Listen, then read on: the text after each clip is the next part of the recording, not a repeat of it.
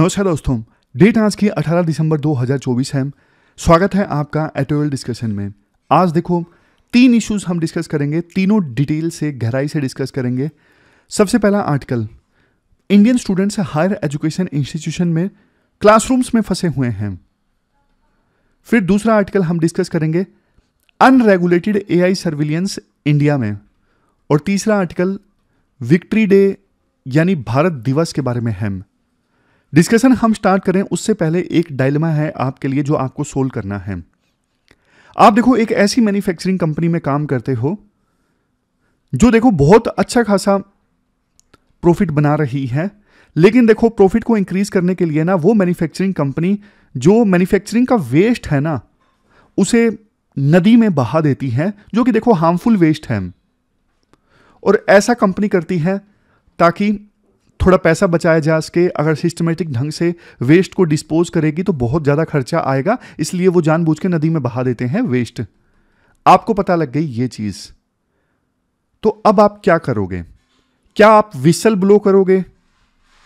और जाहिर तौर पे अगर आपने इसको रिपोर्ट किया तो आपकी जॉब गई, आपकी शादी होने वाली है, आपका करियर खराब हो गया, आगे से कोई दूसरी ऑर्गेनाइजेशन आपको इतना जल्दी जॉब नहीं देगी क्योंकि आपका नाम फेमस हो जाएगा और ऑर्गेनाइजेशंस को लगेगा कि यार ये गद्दार निकल सकता है, ना आपको जॉब मिलेगी, आपका करियर खराब हो जाएगा। दूसरी तरफ देखो जनता का हित है, जनता का हित कि हाँ भाई हार्मफुल वेस्ट बहाया जा रहा है नदी में, तो इसे रिपोर्ट किया जाएगा तो लोगों की हेल्थ प्रोटेक्ट होगी। तो आप इस डायलेमा को कैसे रिजोल्व करोगे ये आपको कमेंट बॉक्स में बताना है। अब चलिए डिस्कशन स्टार्ट करते हैं। हमारी आज के डिस्कशन में फर्स्ट इंपोर्टेंट आर्टिकल देखो, हमारे देश में ना एनईपी 2020 इंप्लीमेंट होने के बाद ना सिर्फ स्टूडेंट्स बल्कि टीचर्स भी ना क्लासरूम में फंस गए हैं। आप ना सिलेबस में जीएस पेपर सेकंड के इस टॉपिक से आर्टिकल को रिलेट कर सकते हो। शुरुआत में देखो आर्टिकल में यह बोला जाता है, अगर कंपेयर करें ना इंडियन स्टूडेंट्स जितना समय बिताते हैं हमारे देश के हायर एजुकेशन इंस्टीट्यूशंस में, इसको अगर कंपेयर करें स्टूडेंट्स यूरोपियन यूनियन या फिर नॉर्थ अमेरिकन कंट्रीज में कितना समय बिताते हैं हायर एजुकेशन के संस्थानों में, तो हमारे स्टूडेंट्स का टाइम देखो काफी ज्यादा आएगा, खास करके एनईपी 2020 इंप्लीमेंट होने के बाद में, यानी नेशनल एजुकेशन पॉलिसी 2020 इंप्लीमेंट होने के बाद में। राइटर एग्जांपल भी देते हैं, एक एवरेज स्टूडेंट ईयू की यूनिवर्सिटी में या फिर नॉर्थ अमेरिका की यूनिवर्सिटी में ना एक सेमेस्टर में 4 कोर्सेज लेता है। 4 कोर्सेज मतलब 4 सब्जेक्ट्स, और मैक्सिमम देखो एक सब्जेक्ट के एक हफ्ते में 3 घंटे के लेक्चर होते हैं। तो टोटल एक हफ्ते में यूरोपियन यूनियन या फिर नॉर्थ अमेरिका का जो स्टूडेंट है ना वो एवरेज के तौर पे 12 घंटे क्लासरूम में बिताता है। बट हमारे देश में नेशनल एजुकेशन पॉलिसी इंप्लीमेंट होने के बाद में, फॉर एग्जांपल 4 साल का एक अंडर ग्रेजुएट प्रोग्राम है ग्रेजुएशन के लिए, इसमें देखो एक सेमेस्टर में 4 कोर्सेज के बजाय 5 कोर्सेज होंगे, मतलब 5 सब्जेक्ट होंगे, और हर एक सब्जेक्ट के ना एक हफ्ते में 4 घंटे का लेक्चर होगा। तो total 20 hours in 1 week. European Union और नॉर्थ अमेरिका के स्टूडेंट का टाइम कितना था? 12 घंटे। और हमारे स्टूडेंट का टाइम हायर एजुकेशन इंस्टीट्यूशन में कितना है? 20 घंटे। आपके मन में आया होगा, अरे भाई क्यों ही रो रहे हो? कई बार एक यूपीएससी एस्पायरेंट तो एक दिन में 9-9, 10-10 घंटे क्लासरूम में बिता देता है। कई बार 3-3 क्लास पैरेलली चल रही होती है, ऑप्शनल की क्लास भी, सीसेट की क्लास भी, या फिर पीछे का कोई बैकलॉग होता है वो क्लास भी चल रही होती है। तुम एक दिन में 20 घंटे, एक हफ्ते में 20 घंटे के लिए रो रहे हो। यहाँ पे यूपीएससी एस्पायरेंट एक दिन में कई बार 9-9, 10-10 घंटे की क्लास कर लेते हैं। बात तो देखो आपकी ठीक है, लेकिन देखो इससे ना एक दिक्कत हो जाती है जो राइटर बोलते हैं। अगर एक स्टूडेंट ज़्यादा समय क्लासरूम में बिताता है ना, तो फिर देखो उसे ना कम समय मिलता है सेल्फ स्टडी के लिए, उसे कम समय मिलता है रीडिंग के लिए, उसे कम समय मिलता है अपनी असाइनमेंट्स पे वर्क करने के लिए। अगर उसे उस सब्जेक्ट से संबंधित कुछ एक्स्ट्रा रिसर्च करनी है तो उस स्टूडेंट को कम टाइम मिलता है।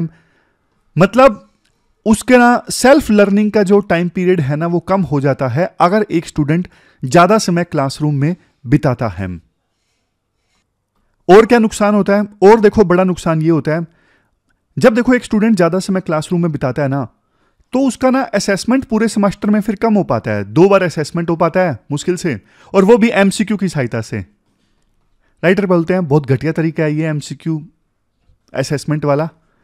जब एक बच्चा सीख के सेल्फ रिफ्लेक्टिव ऐसे लिखता है कि उसे कितना समझ में आया, वो अपनी अंडरस्टैंडिंग के बारे में लिखता है ऐसे में, तब असली असेसमेंट होता है। लेकिन ये तभी पॉसिबल होगा ना जब एक स्टूडेंट कम समय बिताएगा क्लास में, तब उसे ऐसे लिखने का ज्यादा समय मिलेगा। देखो हमारे देश में होता क्या है,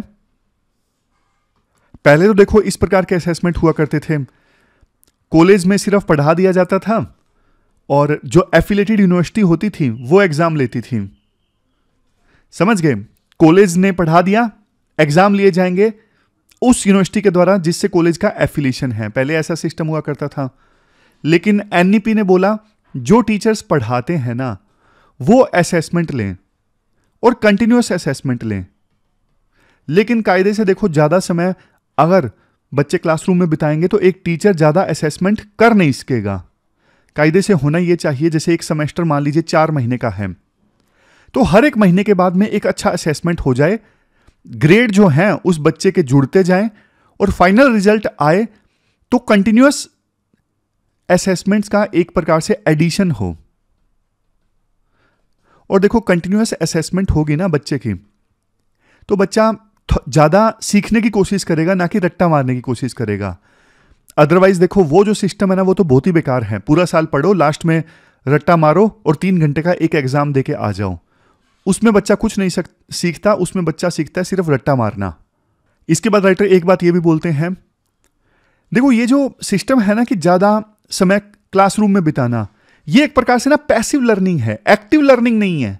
पैसिव लर्निंग मतलब टीचर आता है, टीचर कम्युनिकेट करता है अपनी नॉलेज बच्चों को और बस बच्चे पैसिवली सुनते रहते हैं, बाद में क्लास खत्म हो जाती है। यह मॉडल पूरी तरह से पैसिव लर्निंग का है।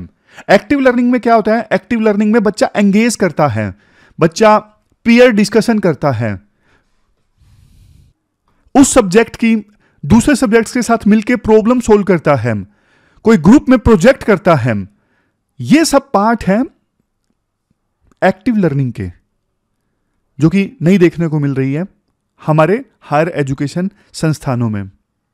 और नुकसान देखो सिर्फ बच्चों का नहीं है, टीचर्स भी। एक टीचर अगर देखो ज्यादा समय क्लासरूम में बिताएगा ना, ये देखो ये प्रॉब्लम तो ना यूपीएससी टीचर्स की भी है। मैं कई बार ना सीनियर टीचर्स को देखता हूं, विद ग्रेट रिस्पेक्ट, उन्होंने बहुत सारे सिलेक्शन करवाए हैं और ना जाने कितने स्टूडेंट्स की हेल्प की है, जो सीनियर टीचर्स होते हैं।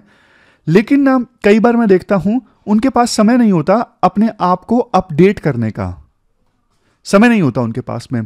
तो कई बार मैं देखता हूं जैसे कोई सब्जेक्ट है, for example science and tech है, तो 8 साल पहले जो चीजें पढ़ाई जानी चाहिए थी वो ही चल रही हैं अभी भी, और लेटेस्ट जो डेवलपमेंट्स है ना उनके बारे में टीचर ना अपडेटेड ही नहीं है। हो सकता है उनके पास में टाइम ना हो कि हाँ भाई लेटेस्ट जो चीजें साइंस एंड टेक में हो गई हैं उनसे अपने आप को अपडेट किया जाए और बच्चे को सिखाया जाए। तो ये कई बार दिक्कत आती है सीनियर टीचर के साथ में। उनके जो कंसेप्ट होते हैं वो तो बहुत जबरदस्त क्लियर होते हैं और वो बच्चों को अच्छा बताते भी हैं, लेकिन वो अपडेटेड थोड़े कम होते हैं कई बार। ये बात शायद आपने भी महसूस की होगी। यही चीज देखो यूनिवर्सिटी के टीचर्स के साथ भी होती है। अगर वो ज्यादा समय क्लासरूम में बिताएंगे तो उनके पास में देखो समय ही नहीं होगा अपने सब्जेक्ट को अपडेट करने का, नया कोर्स लॉन्च करने का, या फिर अपने सब्जेक्ट में नई टीचिंग्स इंक्लूड करने का कि हाँ भाई कोई नया टॉपिक इंक्लूड कर लिया, ये बच्चों को थोड़ा इनोवेटिव ढंग से सिखाएंगे। टाइम ही नहीं होता टीचर्स के पास में, बस वही घिसा पिटा सब्जेक्ट जो पहले टीचर पढ़ा रहे थे वही पढ़ाते रहते हैं। तो नुकसान होता है, लर्निंग आउटकम कम रह जाती है। और हम सोचते हैं कि बच्चा ज्यादा समय क्लासरूम में बिता रहा है तो वो ज्यादा एजुकेट होगा, लेकिन असल मायने में वो अंडर एजुकेट रह जाता है, under educated.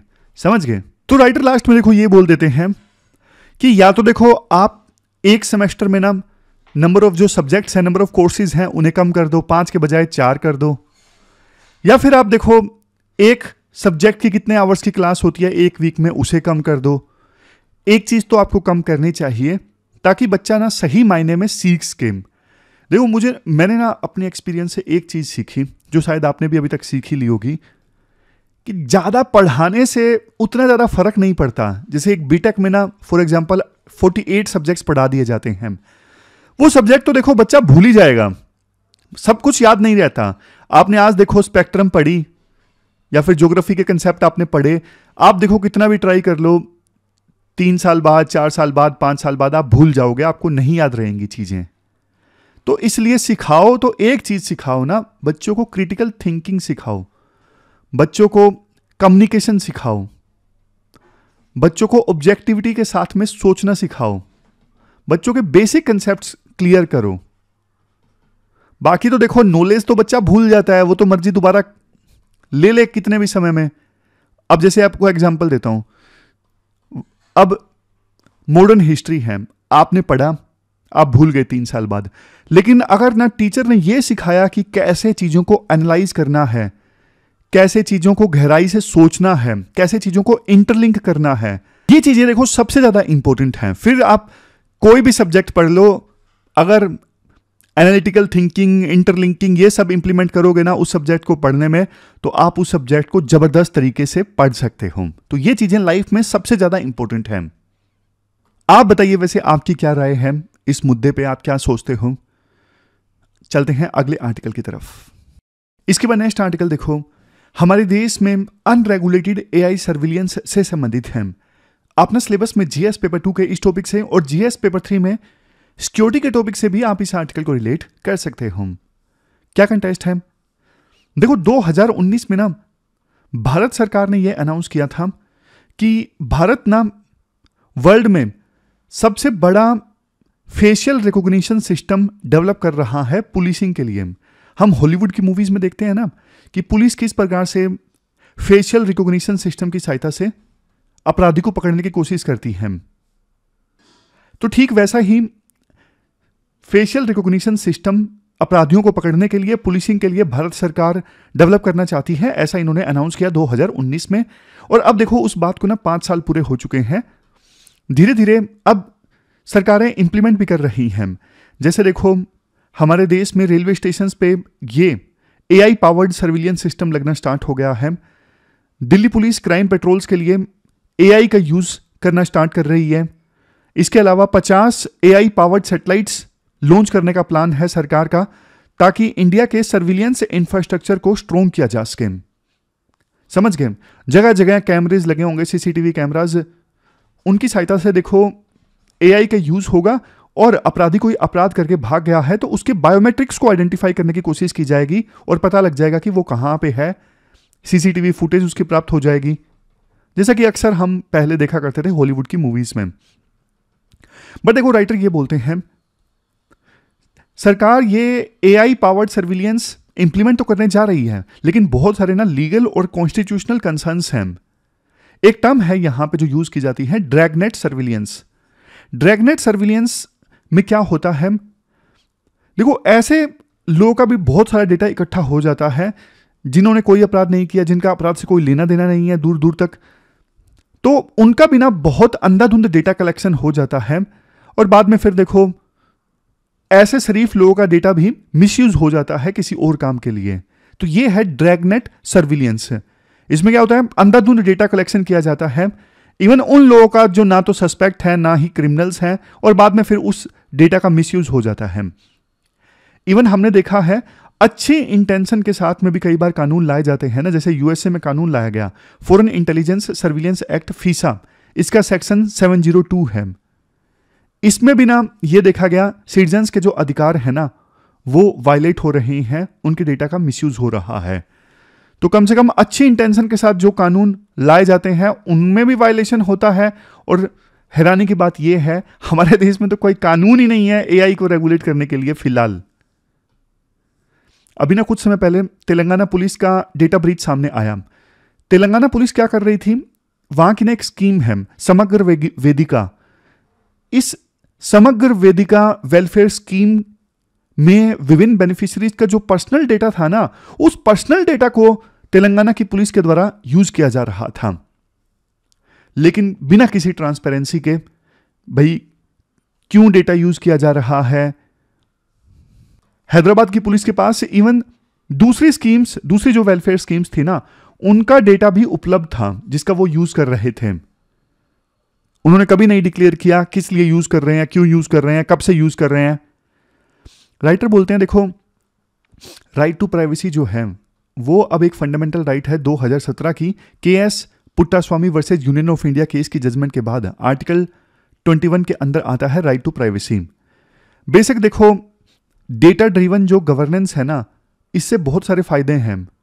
Data driven governance को पब्लिक वेलफेयर के लिए यूज किया जा सकता है। इवन क्राइम को प्रिवेंट करने के लिए भी डेटा गवर्नेंस को यूज किया जा सकता है, लेकिन सेफगार्ड्स होने जरूरी हैं।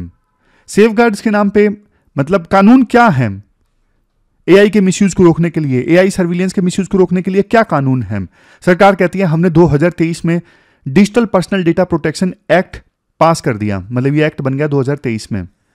इसमें ना कंसेंट वगैरह मैनेज की जाती है इस एक्ट के थ्रू, कि किसी भी पर्सन के पर्सनल डेटा का यूज करना है तो पहले कंसेंट लेनी जरूरी है। लेकिन राइटर बोलते हैं ये जो एक्ट है ना 2023 का, इसमें सरकार को इतनी बड़ी बड़ी एग्जम्पशन दे दी गई है कि एक्ट पूरी तरह से इनइफेक्टिव है ये। जैसे ना सेंट्रल गवर्नमेंट को बोल दिया गया है सेक्शन 7 क्लोज जी में, अगर कोई इमरजेंसी आती है ना, जैसे एपिडेमिक आ गया, महामारी आ गई, तो फिर देखो इंडिविजुअल्स के पर्सनल डेटा को यूज किया जा सकता है बिना उनके कंसेंट के। चलो मान लिया महामारी आ गई तो कंसेंट लेने का टाइम नहीं है, लेकिन आप अगला देखिए सेक्शन 7 क्लोज आई, सेंट्रल गवर्नमेंट ना एम्प्लॉयमेंट के लिए डेटा को प्रोसेस कर सकती है। अब देखो सेंट्रल गवर्नमेंट तो सबसे बड़ी एम्प्लॉयर है, अगर वो एम्प्लॉयमेंट के लिए इंडिविजुअल डेटा को प्रोसेस करती है बिना कंसेंट के, तो ये तो खुली छूट मिल गई सेंट्रल गवर्नमेंट को। वो कभी भी डेटा को मिसयूज करे और नाम दे दे कि हमने तो ये एम्प्लॉयमेंट के लिए किया था, समझे? और सेंट्रल गवर्नमेंट को जहां देखो 2023 के इस एक्ट में खुली छूट दे दी गई है एग्जम्पशन के नाम पे, लेकिन अगर कोई इंडिविजुअल अपने पर्सनल इंफॉर्मेशन जब शेयर करता है, उसमें अगर कुछ गलत इंफॉर्मेशन शेयर कर लेता है, गलत डेटा शेयर कर लेता है, तो उसके खिलाफ पनिशमेंट का प्रोविजन है। सोच के देखो, एक इंडिविजुअल बेचारा जिससे छोटी सी गलती हो गई एड्रेस उड्रेस की, उसको तो सजा का प्रोविजन, और गवर्नमेंट चाहे एग्जम्पशन के नाम पे चाहे कुछ भी करे। तो फद्दू एक्ट है ये 2023 का डीपीए। और ये तो एआई वाली चीज को तो इंक्लूड करता ही नहीं है ये एक्ट, सिर्फ कंसेंट पे फोकस करता है। राइटर बोलते हैं देखो, इंडिया सिर्फ एकमात्र ऐसा देश नहीं है जो एआई बेस्ड सर्विलियंस की प्रॉब्लम से जूझ रहा है। इवन यूरोपियन यूनियन ने भी पहले इस प्रॉब्लम से जूझा, अब इन्होंने कानून बना दिया है European union artificial intelligence act. इनका एक्ट देखो अच्छा है, इंडिया काफी कुछ सीख सकता है। यूरोपियन यूनियन ने ना अलग अलग एआई एक्टिविटीज को ना कैटेगराइज कर दिया है कि हाँ ये जो एक्टिविटीज हैं ये अनएक्सेप्टेबल हैं, ये तो की नहीं जा सकती। कौन सी अनएक्सेप्टेबल हैं? जैसे देखो सीसीटीवी कैमराज की सहायता से दूर बैठे, रिमोटली बैठे अगर लोगों के बायोमेट्रिक्स को वेरीफाई किया जाता है तो ये पूरी तरह से अनएक्सेप्टेबल है। ये बोला गया है यूरोपियन यूनियन के आर्टिफिशियल इंटेलिजेंस एक्ट में। लेकिन कुछ एक्सेप्शंस दे दी गई हैं। अगर देखो सीरियस क्राइम के विक्टिम्स को पहचानना है तो फिर सीसीटीवी कैमराज के थ्रू फेशियल रिकॉग्निशन या फिर जो बायोमेट्रिक्स वेरीफाई करते हैं वो किए जा सकते हैं। या फिर कोई खतरा है, बॉम्ब ब्लास्ट होने वाला है, इमिनेंट थ्रेट है, तब भी रिमोटली जो लोगों के बायोमेट्रिक्स हैं वो वेरीफाई किए जा सकते हैं सीसीटीवी कैमरास के थ्रू। मतलब कहने का ये है ईयू के आर्टिफिशियल इंटेलिजेंस एक्ट में ना अलग अलग एआई एक्टिविटीज को ना कैटेगराइज कर दिया गया है कि हाँ ये तो अनएक्सेप्टेबल है, ये एक्सेप्टेबल है, but with few restrictions, something like this. और भी अच्छे अच्छे प्रोविजन है यूरोपियन यूनियन के आर्टिफिशियल इंटेलिजेंस एक्ट में। ट्रांसपेरेंसी है, रिस्क लेवल मिनिमम है। तो इंडिया काफी कुछ सीख सकता है यूरोपियन यूनियन के इस एआई एक्ट से संबंधित। अब देखो हमारे देश में तो ये दिल्ली और हैदराबाद है, इन्होंने पुलिसिंग में ना इंटीग्रेटेड एआई का यूज करना स्टार्ट कर दिया, लेकिन कोई पब्लिक गाइडलाइन नहीं है कैसे डेटा को इकट्ठा किया जा रहा है, कैसे डेटा को प्रोसेस किया जा रहा है, कहां पे स्टोर किया जा रहा है। तो ऐसे ही तो देखो फिर टेक्नोलॉजी का मिसयूज होगा। और इन्होंने कुछ नहीं बताया है कि डेटा के मिसयूज को बचाने के लिए हमने क्या प्रोविजन किया है, कुछ नहीं बताया इन्होंने। देखो हर कोई इस प्रकार से डेटा इकट्ठा कर रहा है, कल कोई डेटा चाइनीज हैकर्स के हाथ में लग गया तो सोच के देखो नेशनल इंटरेस्ट किस प्रकार से प्रभावित होंगे। तो हमारे देश में एआई लार्जली अनरेगुलेटेड है। 2022 में सरकार ने बोला था कि हम एक एक्ट लाने जा रहे हैं, डिजिटल इंडिया एक्ट, और इस एक्ट में हम एआई टेक्नोलॉजी को रेगुलेट करने से संबंधित प्रोविजन करेंगे, बट अभी तक तो देखो ये एक्ट आया नहीं है। तो इस वजह से एआई पावर्ड सर्विलियंस का जो रिस्क है हमारे देश में काफी ज्यादा है आज के समय में। रिस्क प्राइवेसी के वायलेशन का है, रिस्क डिस्क्रिमिनेशन का है, रिस्क डेटा के चोरी होने का है, डेटा के ब्रीच होने का है, ये सारे रिस्क हैं। एक चीज लास्ट में ये भी बोली जाती है, देखो राइट टू प्राइवेसी को जब फंडामेंटल राइट बोला था ना सुप्रीम कोर्ट ने, तो सुप्रीम कोर्ट ने बोला था ये तब वायलेट हो सकता है जब 3 कंडीशंस फुलफिल होती हों। एक तो जब कोई कानून पार्लियामेंट के थ्रू बना हो तो उसके थ्रू प्राइवेसी को वायलेट किया जा सकता है, और कुछ लेजिटिमेट एम सर्व होता हो। ऐसा नहीं कि हाँ भाई टाइम पास करने के लिए प्राइवेसी को वायलेट कर दिया, कोई लेजिटिमेट एम हो कि हाँ हम ये करना चाहते हैं। चलो मान लिया पुलिसिंग जो है एक लेजिटिमेट एम है, लेकिन क्या पुलिसिंग में एआई का यूज हो रहा है, वो बैक्ड बाय लॉ है, कानून के थ्रू हो रहा है? आंसर है नहीं। तीसरी कंडीशन ये फुलफिल होनी थी, प्राइवेसी देखो उतनी कॉम्प्रोमाइज की जाए जितनी आवश्यकता है, प्रोपोर्शनेट होना चाहिए, मतलब गोल के प्रोपोर्शनेट होना चाहिए प्राइवेसी का वायलेशन। ऐसा नहीं गोल छोटा सा था लेकिन प्राइवेसी करोड़ों लोगों की वायलेट कर दी और वो भी बुरी तरह से, ऐसा नहीं होना चाहिए। प्राइवेसी उतनी ही वायलेट की जाए जो गोल के प्रोपोर्शनेट हो। तो ये 3 कंडीशंस फुलफिल करना जरूरी है राइट टू प्राइवेसी को वायलेट करने से पहले, ये सुप्रीम कोर्ट ने बोला था। लेकिन देखो अब जिस प्रकार से एआई बेस्ड सर्विलियंस हो रहा है, ऐसा लगता है कि इन 3 कंडीशंस को फुलफिल नहीं किया जा रहा है राइट टू प्राइवेसी को वायलेट करने से पहले। तो लास्ट में राइटर देखो ये बोलते हैं, एआई का यूज खराब नहीं है, एआई का यूज गवर्नेंस में बल्कि अच्छा है, लेकिन सेफगार्ड्स के साथ होना चाहिए, कॉम्प्रिहेंसिव रेगुलेटरी फ्रेमवर्क होना चाहिए सिविल लिबर्टीज को, जनता के राइट्स को प्रोटेक्ट करने के लिए। तो जब देखो एआई बेस्ड सर्विलियंस हो या फिर डेटा कलेक्शन हो ना, तो बताया जाए पब्लिकली कौन सा डेटा इकट्ठा किया जा रहा है, किस पर्पज के लिए, कितने समय तक इसे स्टोर करके रखा जाएगा। तो बैलेंस करने की आवश्यकता है। यूरोपियन यूनियन जैसा रिस्क बेस्ड रेगुलेटरी अप्रोच अपनाई जाए कि एआई एक्टिविटीज को अलग अलग रिस्क में कैटेगराइज किया जाए, हाई रिस्क, लो रिस्क, इस प्रकार से ट्रांसपेरेंसी फुल होनी चाहिए। और जो सेंट्रल गवर्नमेंट को एग्जाम्पशन दी गई है ना, वो एग्जाम्पशन कम से कम होनी चाहिए, इतनी ब्रॉडर एग्जाम्पशंस नहीं होनी चाहिए। तो ये पूरा आर्टिकल हमने डिस्कस किया, चलते हैं आगे। इसके बाद नेक्स्ट आर्टिकल देखो विजय दिवस से संबंधित है। आपने सिलेबस में जीएस पेपर 1 के पोस्ट इंडिपेंडेंस इंडिया और जीएस पेपर 2 में India and it's neighbourhood relation topic से इस आर्टिकल को रिलेट कर सकते हो। क्या कंटेस्ट है? देखो हर साल 16 दिसंबर को ना दोनों इंडिया और बांग्लादेश इस दिन को विजय दिवस के रूप में यानी विक्ट्री डे के रूप में सेलिब्रेट करते हैं, क्योंकि इसी दिन इंडिया ने पाकिस्तान के अगेंस्ट वार जीत लिया था और एक अलग देश का निर्माण हुआ, बांग्लादेश। अभी फिलहाल देखो इंडिया और बांग्लादेश के रिलेशंस में काफ़ी खटपट है, लेकिन बावजूद इसके 16 दिसंबर को यानी 2 दिन पहले बांग्लादेश के जो आर्मी ऑफिसर्स हैं वो कोलकाता में मौजूद फोर्ट विलियम्स में आए इस दिन को सेलिब्रेट करने के लिए, और इंडिया के भी कुछ जो वार वेटरन्स हैं वो बांग्लादेश गए विजय दिवस को सेलिब्रेट करने के लिए। तो देखो हम थोड़ी सी ना कहानी डिस्कस कर लेते हैं, कैसे इस पूरे युद्ध की शुरुआत हुई और कैसे इंडिया ने ये युद्ध जीता। शुरुआत थोड़ा देखो पहले से करते हैं। 1947 में इंडिया और पाकिस्तान आज़ाद हुए थे, और पाकिस्तान उस समय ना 2 पार्ट्स में डिवाइडेड था, एक वेस्ट पाकिस्तान, एक ईस्ट पाकिस्तान, जो आज का बांग्लादेश है। दोनों के बीच में देखो ज्योग्राफिकल डिस्टेंस ना बहुत ज़्यादा था। वेस्ट और ईस्ट पाकिस्तान के लोगों में ना एक चीज़ कॉमन थी, बस फेथ, मतलब मेजॉरिटी मुस्लिम्स थे, बट देखो उनकी जुबान, उनका कल्चर, उनकी हिस्ट्री सब अलग थी। जहां एक तरफ देखो वेस्ट पाकिस्तान के लोग उर्दू प्रधानता को तवज्जो देते थे, और दूसरी तरफ ईस्ट पाकिस्तान के जो लोग थे वो बंगाली पसंद करते थे। इस चीज को लेकर देखो काफी डिवाइड होना स्टार्ट हो गया था दोनों रीजन्स के लोगों के बीच में, क्योंकि वेस्ट पाकिस्तान के जो एलीट्स थे ना वो उर्दू को नेशनल लैंग्वेज बनाना चाहते थे। लेकिन दूसरी तरफ ईस्ट पाकिस्तान के लोगों को लगता कि हमारे ऊपर जो उर्दू है वो थोपी जा रही है। हम बांग्ला बोलते हैं, हमारा इतना रिच लिटरेचर है, हमारा कल्चर है, हमारी आइडेंटिटी है। तो जबरदस्ती देखो, जब ईस्ट पाकिस्तान के लोगों पे उर्दू थोपी गई ना, तो नाराजगी बढ़ती गई, दिलों में दूरियां बढ़ती गई।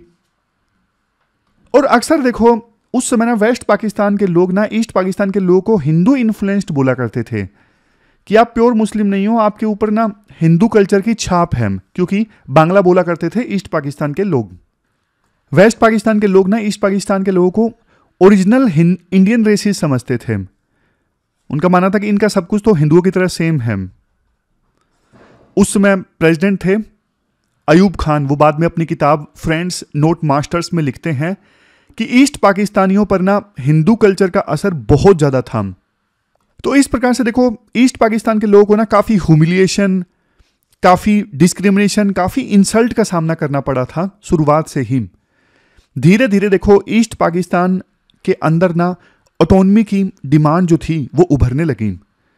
वहां के एक लीडर थे शेख मुजीबुर रहमान।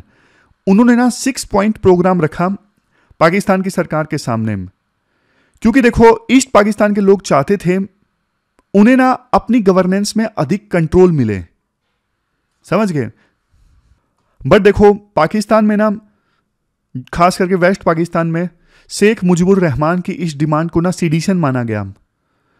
सभी ने, इवन मिलिट्री जो जनरल्स थे उन्होंने भी बोला कि ये ऐसा कैसा बोल सकते हैं शेख मुजीबुर रहमान, ये तो सीडिशन है। देशद्रोह का चार्ज लगा, इनको गिरफ्तार कर लिया गया। लेकिन देखो जब इनको गिरफ्तार किया गया तो ईस्ट पाकिस्तान में ये शेख मुजीबुर रहमान हीरो बन गए पूरी तरह से, और लोग बोलने लगे कि हमारे साथ गलत हुआ है और इनकी जो मांगे थी बिल्कुल सही थी। सिंपैथी काफी ज्यादा बढ़ गई थी शेख मुजीबुर रहमान के प्रति। फिर देखो आगे जाके 1970 में ना इलेक्शंस कंडक्ट होते हैं, 1970 के जनरल इलेक्शंस। ये डिफाइनिंग मोमेंट थी। इसमें क्या हुआ, पहली बार वेस्ट और ईस्ट पाकिस्तान दोनों को ना वोट देने का मौका मिला था, और रिजल्ट से साफ हो गया था कि कंट्री के 2 रीजन्स62 पाकिस्तान और ईस्ट पाकिस्तान दोनों अलग अलग सोचते हैं।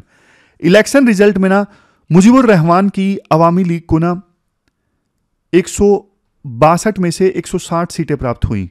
ईस्ट पाकिस्तान में टोटल सीट्स कितनी थी, 162, और टोटल सीट अवामी लीग को कितनी प्राप्त हुई, 160, सिर्फ 2 कम।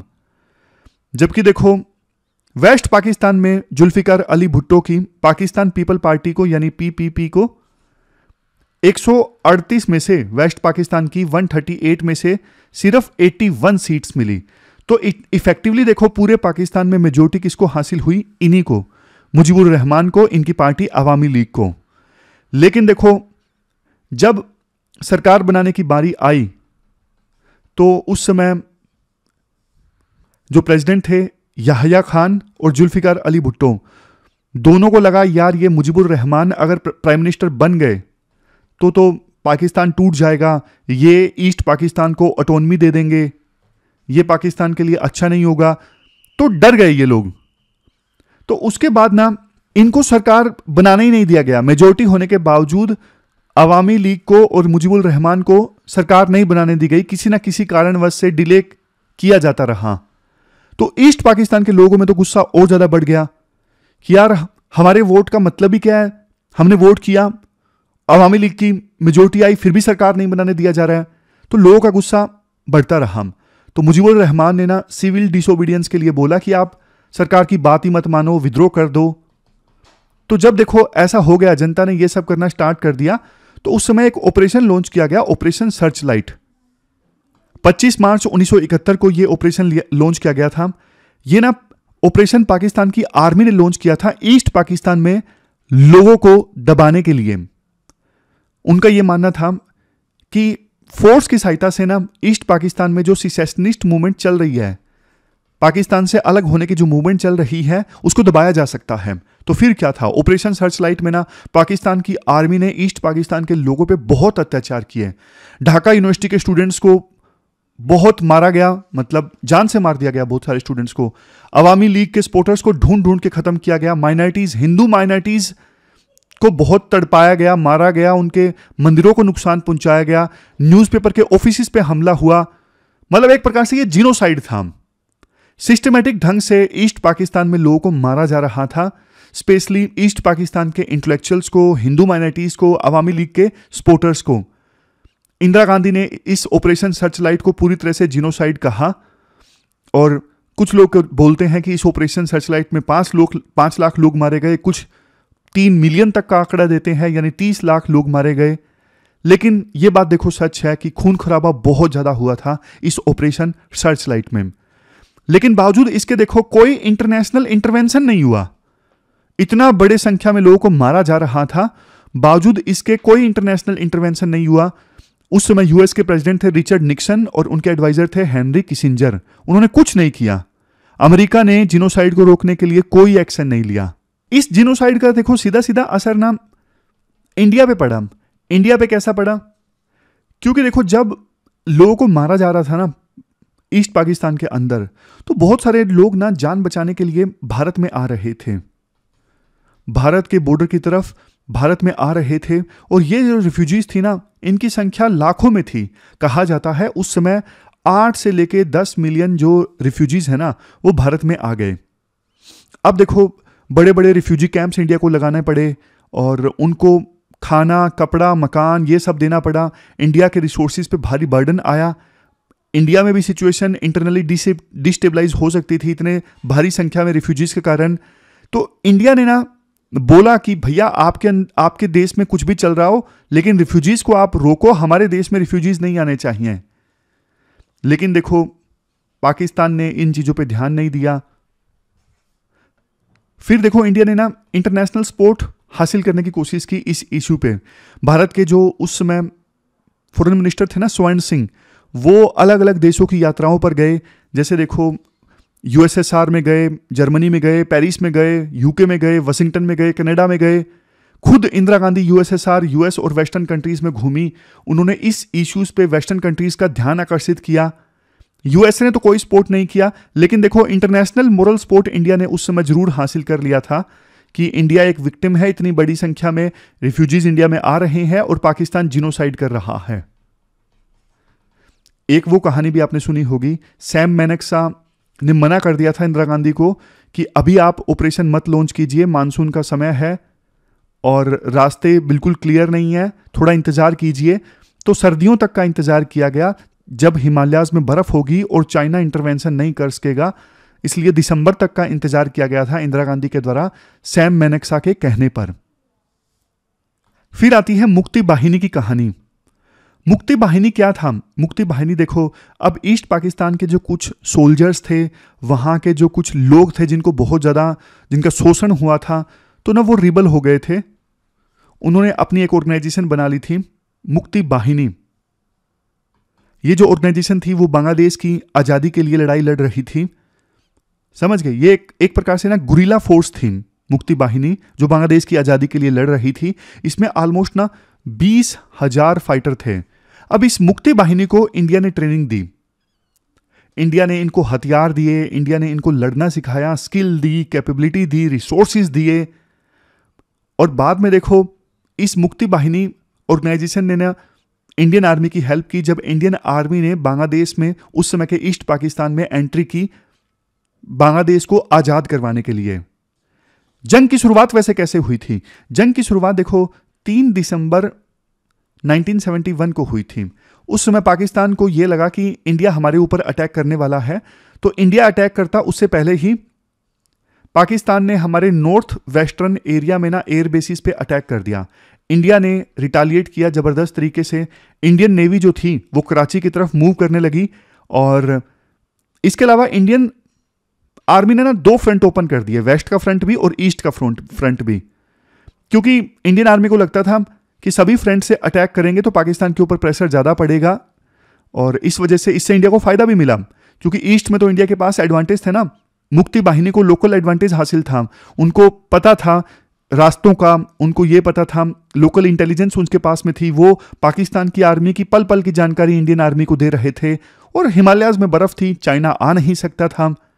तो ये वार देखो ज्यादा लंबे समय तक नहीं चला, 16 दिसंबर तक तो खत्म भी हो गया। 16 दिसंबर 1971 ये वो दिन था जब पाकिस्तान ईस्टर्न कमांड के लेफ्टिनेंट जनरल ए के नियाजी, इन्होंने 90,000 सोल्जर्स के साथ में सरेंडर कर दिया ईस्ट पाकिस्तान में। सेकेंड वर्ल्ड वार के बाद देखो ये पहली बार था कि इतनी बड़ी संख्या में सोल्जर्स ने सरेंडर किया हो, पहली बार था। बीच में देखो एक एस्पेक्ट वो भी आता है, इंडिया ने यूएसएसआर के साथ में फ्रेंडशिप ट्रीटी साइन कर ली थी, जिसकी बदौलत यूएसए वैसे इंटरवेंशन करना चाहता था इस वार में, लेकिन यूएसएसआर ने भरोसा दिया था ट्रीटी में कि अगर यूएसए आएगा तो हम भी आएंगे। तो यूएसए ने अपना शिप भेजा, तो यूएसएसआर ने भी अपना शिप भेज दिया था इंडिया की हेल्प करने के लिए। तो इस प्रेशर के चलते यूएसए कभी पाकिस्तान की मदद के लिए आ नहीं सका था वार में। यह भी एक मेजर फैक्टर रहा कि इंडिया इस युद्ध को जीत सका। इस डिसाइसिव विक्ट्री के बाद ना इंडिया का कद as a regional power South Asia में काफी ज्यादा बढ़ गया था। सुमित गांगुली एक फेमस राइटर हैं, वो बोलते हैं जिन्ना की 2 नेशन की जो थ्योरी थी ना, उसको चैलेंज किया गया इस युद्ध ने, क्योंकि पाकिस्तान ये बोलता था धर्म के नाम पे देश बनाओ। लेकिन देखो बांग्लादेश और पाकिस्तान दोनों में सेम धर्म के लोग रहते हैं, लेकिन फिर भी दोनों अलग हो गए। इसका मतलब सिर्फ धर्म मैटर नहीं करता, कल्चर, आइडेंटिटी, लैंग्वेज, बहुत सारी चीजें मैटर करती हैं। तो कश्मीर पे पाकिस्तान का जो क्लेम था वो कमजोर हुआ, क्योंकि पाकिस्तान ये बोला करता था कश्मीर में मुस्लिम ज्यादा हैं, इसलिए वो पाकिस्तान का हिस्सा होना चाहिए। तो इस वजह से पाकिस्तान का जो क्लेम था कश्मीर के ऊपर वो कमजोर हो गया। रामचंद्र गुहा जो एक फेमस राइटर है ना, वो ये बोलते हैं इंडिया ने ना प्रोपगेंडा वार भी जीत लिया था उस समय, क्योंकि ना इंडिया ने पाकिस्तान के जुल्म को दुनिया के सामने दिखा दिया, एक्सपोज कर दिया, रिफ्यूजीज को शेल्टर दिया, इंसानियत दिखाई। और देखो प्रोपगेंडा वार जीतना आज के समय में ना बहुत मैटर करता है। इंटरनेशनल कम्युनिटी की नजरों में ना इंडिया को हाई मोरल ग्राउंड मिला, समझे। तो ये सारी चीजें हैं, ये हमने ब्रीफ में डिस्कस कर लिया 1971 का वार। अब लास्ट में समरी देख लेते हैं। देखो ये पूरा आर्टिकल तो हमने डिस्कस किया ही अभी विजय दिवस के बारे में, कैसे कैसे सारी चीजें हुई, बल्कि मैंने आपको काफी ज्यादा डिटेल से बताया। कन्फ्लिक्ट के रूट काजेस क्या थे, पार्टीशन की ट्रबल्ड हिस्ट्री, लैंग्वेज का डिस्प्यूट, कल्चरल डिस्क्रिमिनेशन होता था ईस्ट पाकिस्तान के लोगों के साथ में, और अयूब खान के व्यूज़ थे कि ईस्ट पाकिस्तान के लोग ओरिजिनली इंडियन रेसिस हैं। ये पूरा घटनाक्रम हमने डिटेल से डिस्कस कर लिया। पॉलिटिकल डेवलपमेंट्स क्या हुई, मुजीबुर रहमान का 6 पॉइंट प्रोग्राम, 1970 के election, operation search light launch करना पाकिस्तान का, इंडिया ने कैसे कैसे इंटरवेंशन किया, सब डिस्कस कर लिया। एआई सर्विलेंस वाला आर्टिकल हमने डिस्कस किया था कि अब 5 साल पहले 2019 में सरकार ने अनाउंस किया था वर्ल्ड का सबसे बड़ा फेशियल रिकॉग्निशन सिस्टम हम लॉन्च करेंगे पुलिसिंग के लिए। अब वो इंप्लीमेंट होना स्टार्ट हो गया है रेलवे स्टेशन पे, और दिल्ली पुलिस यूज कर रही है क्राइम पेट्रोल्स के लिए। लेकिन देखो dragnet surveillance, indiscriminate data collection उन लोगों का भी हो जाता है जो सस्पेक्ट भी नहीं है, क्रिमिनल भी नहीं है, एक्यूज्ड भी नहीं है, और बाद में उनका मिसयूज हो जाता है। तो राइट टू प्राइवेसी वायलेट होता है। फिर हमने ये भी डिस्कस किया कि यूरोपियन यूनियन का भी आर्टिफिशियल इंटेलिजेंस एक्ट है, जिसमें एआई को रिस्क के आधार पे कैटेगराइज किया गया है। और फिर हमने ये भी देखा कि हमारे देश में अभी जो ये कानून है ना, digital personal data protection act, consent को मैनेज करने के लिए, ये बल्कि सरकार को ज़्यादा पावर दे देता है और इंडिविजुअल के ऊपर तो पनिशमेंट का डर दिखा देता है कि अगर उन्होंने गलत इन्फॉर्मेशन दी तो फिर उनको सज़ा दी जा सकती है। तो आर्टिकल में यही बोला गया था हमें ईयू के आर्टिफिशियल इंटेलिजेंस एक्ट से सीखना चाहिए, ट्रांसपेरेंसी लानी चाहिए, सब कुछ बताना चाहिए, कितना डेटा कलेक्ट किया जा रहा है, कहाँ पे स्टोर होगा, सब कुछ। और एग्जाम्पशन जो सरकार को मिली हुई हैं कम से कम मिलनी चाहिए। फिर हमने वो वाला आर्टिकल डिस्कस किया था कि बच्चे ज़्यादा समय क्लासरूम में बिता रहे हैं और पर्सनल लर्निंग के लिए कम समय दे पाते हैं, सेल्फ स्टडी के लिए कम दे पाते हैं, असाइनमेंट्स नहीं कंप्लीट कर पाते, ज़्यादा असेसमेंट्स होनी चाहिए साल में 3-4 बार, और ग्रेड्स का सम अप हो बजाय इसके कि फाइनल एग्जाम कंडक्ट किया जाए, और असेसमेंट भी अच्छी होनी चाहिए, ऐसे टाइप की, ना कि एमसीक्यू टाइप की। टीचर को भी कम टाइम मिलता है अपडेट करने का अपने आप को, अगर टीचर ज़्यादा समय क्लासरूम में बिताता है। तो ये सब चीज़ें हमने डिस्कस की थी। लास्ट में अगर क्वेश्चंस देखें तो 2 क्वेश्चंस आपको अटेम्प्ट करने हैं, एक तो ये एआई पावर्ड सर्विलियंस से संबंधित, और दूसरा एनईपी 2020 से संबंधित। ज़्यादा समय बच्चे क्लासरूम में बिताते हैं, तो दोनों क्वेश्चंस आप अटेम्प्ट कीजिए 250 वर्ड्स में, दोनों 15-15 मार्क्स के ये क्वेश्चन हैं। तो ये थी हमारी आज की डिस्कशन। कल मिलते हैं फिर से एक नई डिस्कशन के साथ। तब तक आप अपना ध्यान रखिए, अच्छे से पढ़िए, अपना बेस्ट दीजिए, अपने सेहत का भी ख्याल रखिए। Thank you very much for discussion.